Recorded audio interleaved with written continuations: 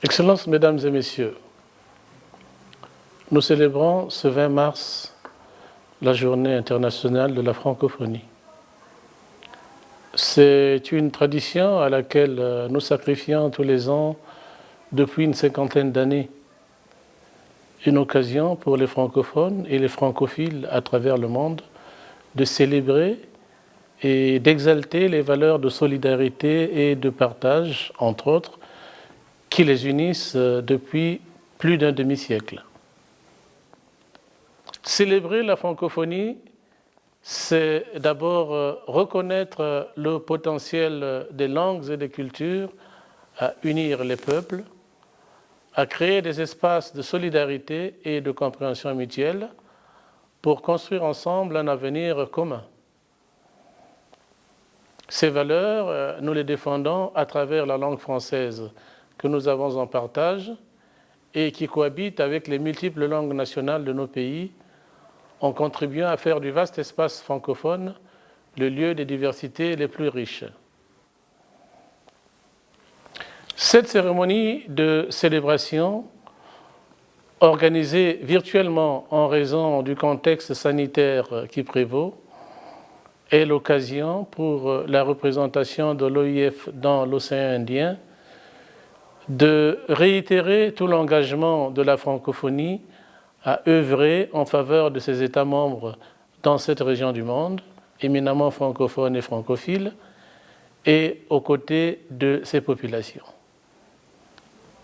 Je voudrais, à cette occasion, exprimer mes vifs remerciements à Son Excellence, Monsieur le ministre des Affaires étrangères de la République de Madagascar, pays hôte de l'OIF dans la région, pour l'honneur et le privilège qu'il nous fait de prendre part à cet événement et pour l'allocution qu'il prononcera dans le cadre de cette cérémonie de célébration de la Journée internationale de la francophonie.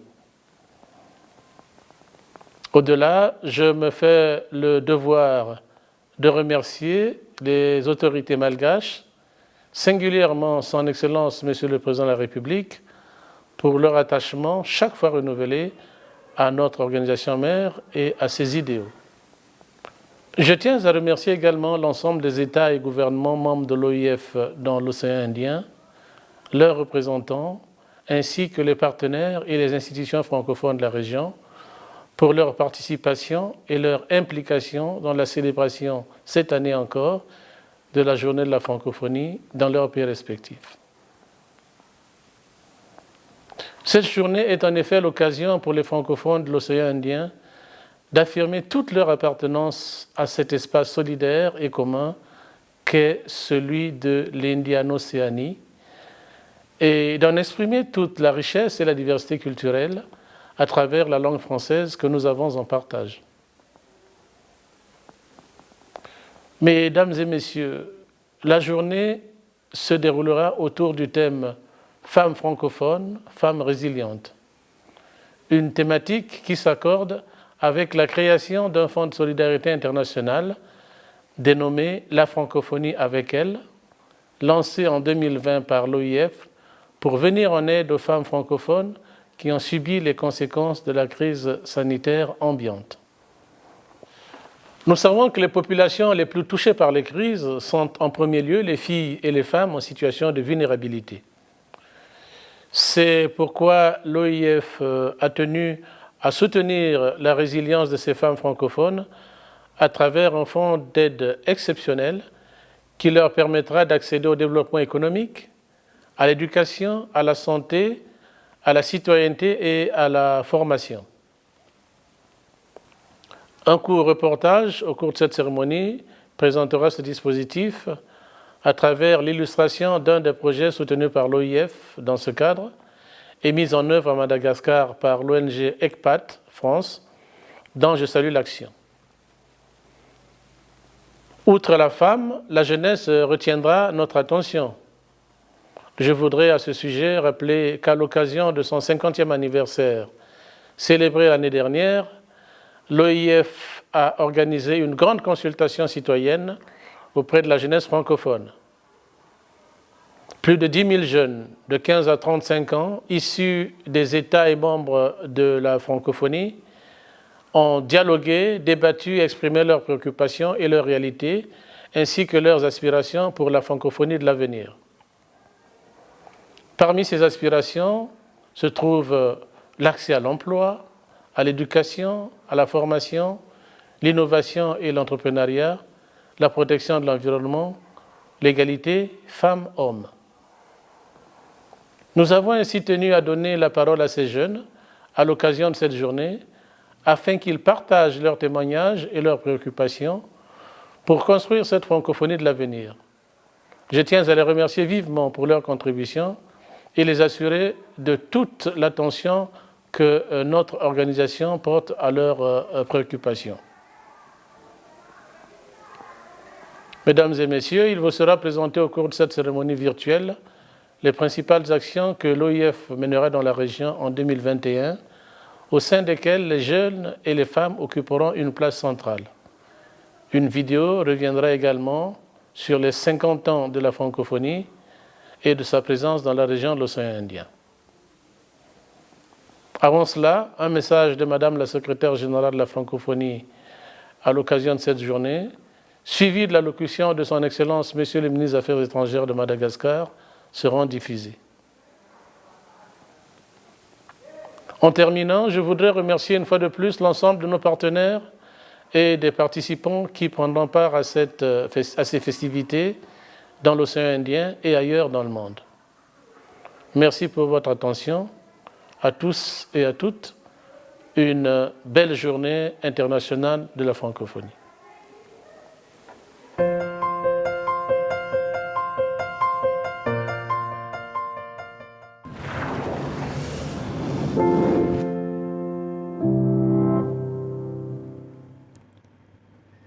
Le mois de mars est l'occasion de célébrer sur les 5 continents la force stimulante des liens de solidarité créés par la langue française. Heureuse coïncidence, ce mois est aussi dédié à la femme. Pour cette journée internationale de la francophonie, alors que le monde lutte depuis plus d'1 an contre les effets dévastateurs d'une pandémie sans précédent, je veux que l'énergie francophone du 20 mars se transmette en particulier à toutes les femmes et à toutes les filles de notre espace, qu'elle irradie vers cette moitié de la population francophone qui, d'autant plus en temps de crise, fait preuve d'une extraordinaire résilience, d'une capacité permanente à se relever, à s'adapter, à se réinventer, à sortir des situations les plus difficiles. C'est à vous, femmes francophones, c'est à vous, femmes résilientes, que j'ai voulu, en ma qualité de secrétaire générale de la francophonie, dédier cette journée. À vous qui êtes particulièrement exposées, car plus nombreuses à dispenser des soins en milieu médical ou auprès de vos familles, et qui devez avoir un accès équitable au vaccin, où que vous soyez, au nord comme au sud, en ville ou dans les campagnes les plus reculées. À vous que cette crise frappe de plein fouet, comme d'ailleurs toutes les crises sanitaires, économiques, sociales et politiques qui traversent le monde. À vous qui, face à la perte des revenus de vos activités souvent précaires et informelles, grâce à votre imagination et à votre créativité, trouvez des solutions concrètes pour faire vivre vos familles et parfois vos communautés. À vous qui, refusant le rôle de victime auquel certains veulent vous reléguer, apportez des réponses pertinentes aux défis auxquels vos sociétés sont confrontées. Pour encourager votre résilience, l'Organisation internationale de la francophonie s'engage à plusieurs niveaux. Pour venir en aide aux plus vulnérables, nous avons créé pendant les premiers mois de la pandémie le fonds La Francophonie avec elle, dont je suis heureuse d'annoncer aujourd'hui le lancement du 2e appel à projet. Pour vous accompagner dès le plus jeune âge, car tout reste encore plus difficile pour les petites filles que pour les petits garçons, Nous formons les enseignants et nous venons de lancer le portail Relief qui rassemble des ressources éducatives afin de combattre préjugés et stéréotypes parce que nous voulons que vous soyez capables d'exercer tous les métiers, en particulier ceux de l'innovation. Nous vous attendons nombreuses dans notre nouveau programme de formation au métier du numérique Déclic. Parce que l'autonomisation des femmes est une des priorités de notre stratégie économique, nous allons promouvoir l'entrepreneuriat féminin avec le projet Pionnière. Entrepreneurs, artisanes, enseignantes, apprenantes, chercheuses, élues, militantes, journalistes, écrivaines, cinéastes, artistes, diplomates, fonctionnaires. La francophonie vous accorde désormais une attention particulière. Laissez-vous porter toutes par cette énergie généreuse, ce souffle du 20 mars, et gardez la tête haute en toutes circonstances. Restons unis et solidaires en français.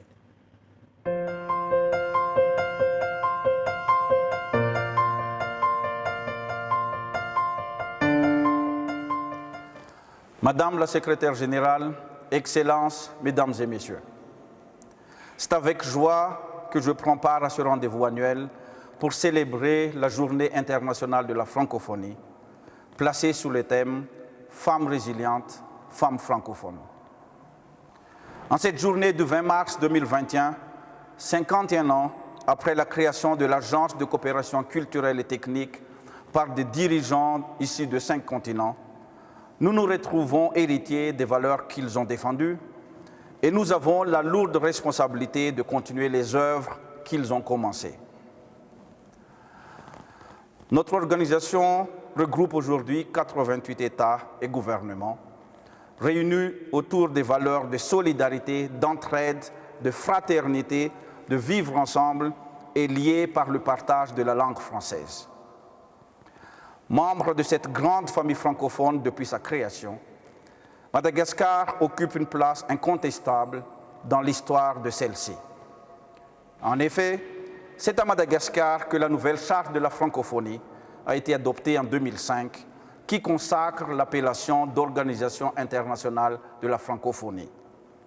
En 2016, Madagascar a également accueilli le 16e sommet de chefs d'État et de gouvernement des pays ayant le français en partage. Mesdames et Messieurs, face à la crise sanitaire actuelle et dans une volonté de participer à la riposte mondiale contre celle-ci, la 37e conférence ministérielle a adopté en novembre 2020 une résolution sur le vivre ensemble pendant la pandémie du Covid-19 et dans le monde post-Covid-19. La conférence y accorde une attention particulière à la situation de vulnérabilité des femmes. Elle a notamment soutenu l'initiative de la secrétaire générale, son Excellence Madame Louise Mushikwabo, de créer le Fonds de solidarité pour les femmes qui vise à soutenir l'autonomisation économique des femmes.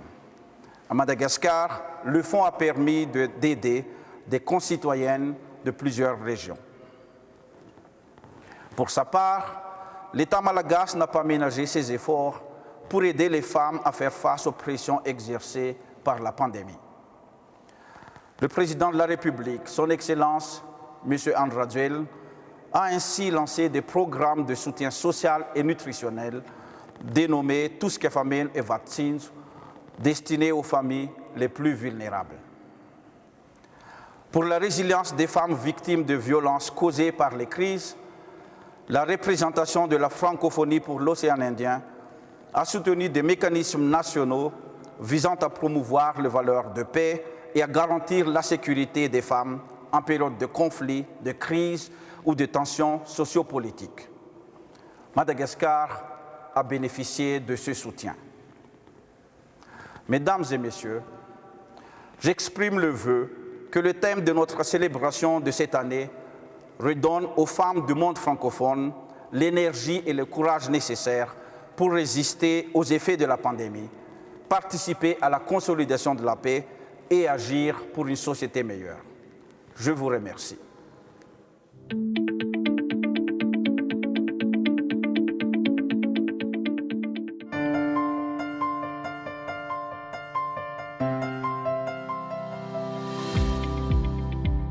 En 2021, l'OIF mettra en œuvre à travers sa représentation pour l'océan Indien et en collaboration avec l'ensemble des partenaires francophones de la région, plusieurs projets autour des missions principales portées par l'organisation.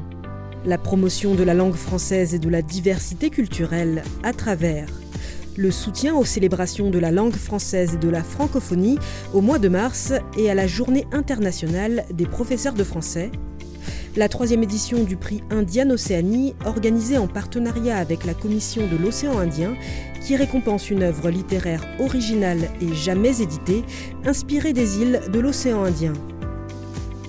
L'accès à la culture et au savoir à travers le renforcement en ressources numériques du réseau des centres de lecture et d'animation culturelle aux Comores, à Madagascar et à Maurice. L'OIF poursuivra ses actions en faveur de la protection du droit des enfants à travers un projet pour des enfants francophones reconnus et détenteurs de leur acte d'état civil mené en étroite collaboration avec l'État malagasy.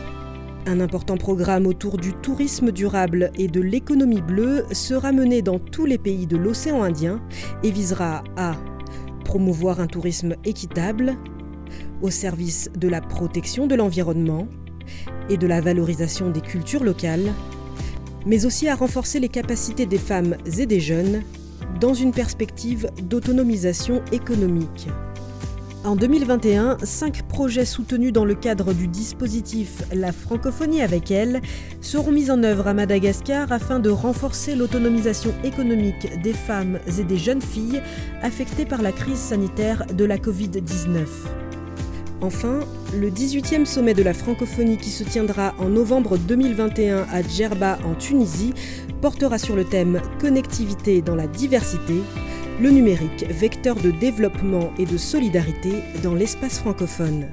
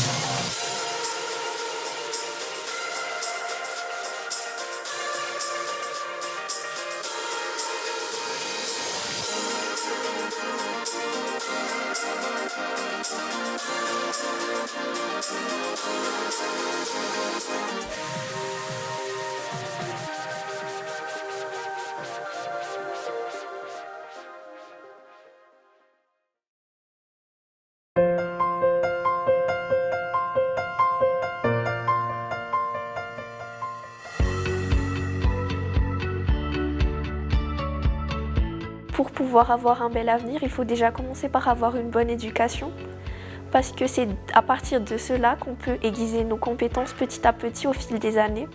Et c'est grâce à cela qu'on peut avoir un futur qui sera meilleur. Oui, donc le droit à l'éducation des enfants, et surtout des filles, je pense qu'il faut vraiment faire un grand effort sur ça, parce que les filles comme les garçons ont le même droit, c'est d'être éduquées. Aussi les violences, parce qu'après, par exemple, une enfant qui n'est pas envoyée à l'école est déjà une forme de violence. Nelson Mandela a dit que l'éducation était l'arme la plus puissante pour changer le monde. Et je me dis que si on veut changer tout d'abord notre monde, notre pays, il faut que tout le monde ait accès à cette éducation-là. Où est-ce qu'on peut travailler? Où est-ce qu'on peut exploiter ce que l'on a appris? C'est surtout ça la question que la plupart des jeunes actuels se posent. Il y a aussi cette crise du coronavirus, du Covid-19, qui ne cesse d'affaiblir la mentalité des jeunes sur qu'en est-il de l'avenir de ce monde, qu'en est-il de l'avenir de la jeunesse. La majorité des propriétaires des entreprises, ou même lorsqu'on voit des annonces de travail, demandent un minimum 5 ans d'expérience, 10 ans d'expérience, alors que nous n'avons pas encore ça pour l'instant.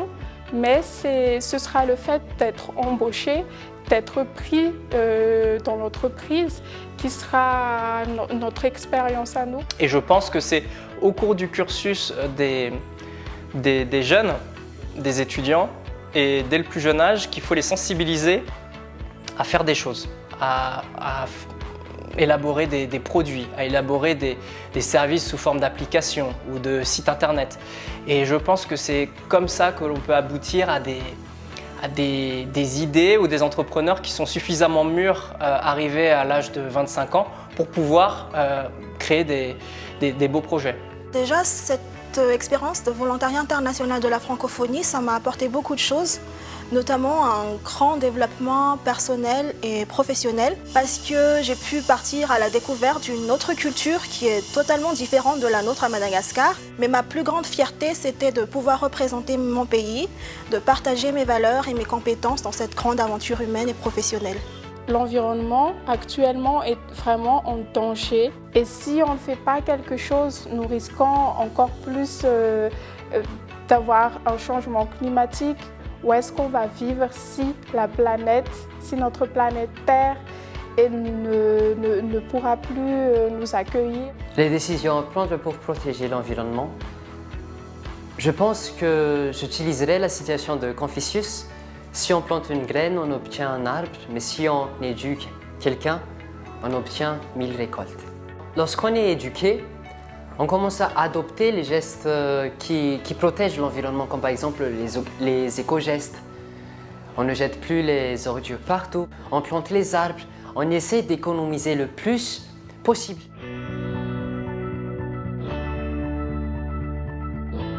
Femme résiliente, femme francophone m'inspire tout simplement espoir et confiance.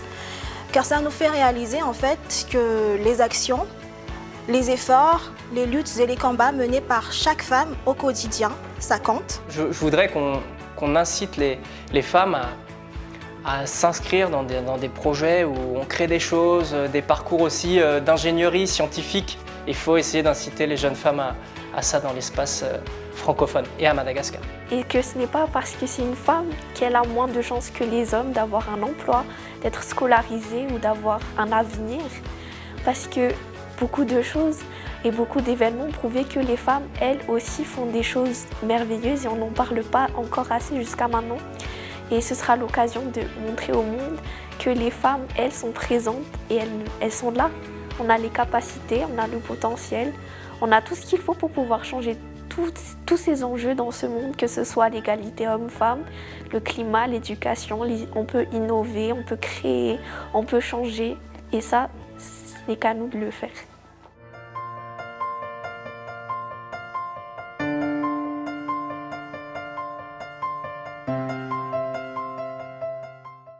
Elles avaient un travail, elles avaient des projets. Elles commençaient à s'en sortir, mais les crises auxquelles le monde est confronté renvoient chaque jour des millions de femmes dans la précarité. Grâce à vos dons au Fonds de solidarité, la francophonie avec elles, elles peuvent se relever et retrouver leur autonomie.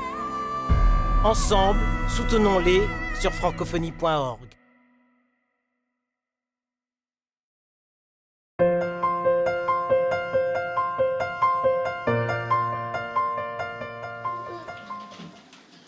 À 17 ans, Cynthia est la maman d'un petit garçon d'1 an et demi.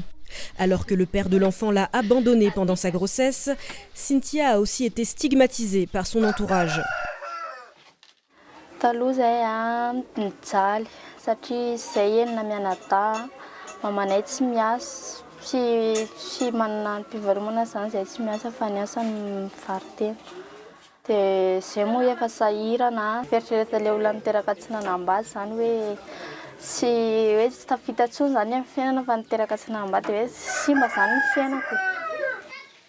Aujourd'hui, Cynthia fait partie des 11 filles bénéficiaires du projet e-surf de l'ONG ECPAT France, financé par le Fonds de solidarité de l'OIF, la francophonie avec elle. Pendant 8 mois, elle recevra une formation en gestion, en informatique et en estime de soi. À la fin du projet, les jeunes filles pourront gérer elles-mêmes un cybercafé. On va apprendre à comment gérer une petite entreprise. L'objectif, c'est la réinsertion économique des jeunes filles, c'est-à-dire qu'elles seront autonomes financièrement. On aide les jeunes filles à gérer leur entreprise, à pouvoir trouver de l'argent sans dépendre aussi des parents et avoir leur propre activité. Pour l'ONG ECPAT, il est aujourd'hui important de donner aux femmes des formations qui ne les enferment pas dans des stéréotypes. La plupart des activités que les autres organismes, même nous avons, c'est toujours l'appui en activité génératrice de revenus classique, c'est-à-dire tout ce qui est monte coiffure, couture, pâtisserie, et surtout pour les filles. Cette fois-ci, nous avons pensé pourquoi pas les filles pouvons mener des activités dans le monde numérique. L'Organisation internationale de la francophonie a alloué un fonds de 3 millions d'euros à 59 projets dans le monde, dont le projet e-surf, pour accompagner les femmes précaires fragilisées par la pandémie de Covid-19. En créant ce fonds, l'organisation se propose d'aider les femmes à accéder au développement économique, à l'éducation, à la santé, à la citoyenneté, à la formation. Mais nous sommes dans un contexte difficile, comme je vous l'ai dit, le contexte où la Covid prévaut et qui a rendu davantage vulnérable et précaire la femme. Donc il s'agit d'accompagner les femmes à gagner, ou disons à regagner leur résilience, et également à aider celles qui ont été particulièrement frappées, celles qui sont dans le secteur informel, à parer à leurs besoins les plus pressants et les plus essentiels, aux besoins de leur famille, développer leur capacité entrepreneuriale et soutenir de manière générale des actions ou des activités génératrices de revenus. Mais il faut également, en ce faisant, je veux dire que les objectifs de ce fonds également, c'est d'informer les femmes et leur offrir une plateforme d'expression sur la pandémie, de manière générale, la santé, la prévention des maladies, et les former sur les meilleurs moyens de s'en prémunir, de bénéficier de soins de santé. Grâce à ce fonds, Cynthia et ses camarades peuvent profiter d'un nouveau départ dans la vie.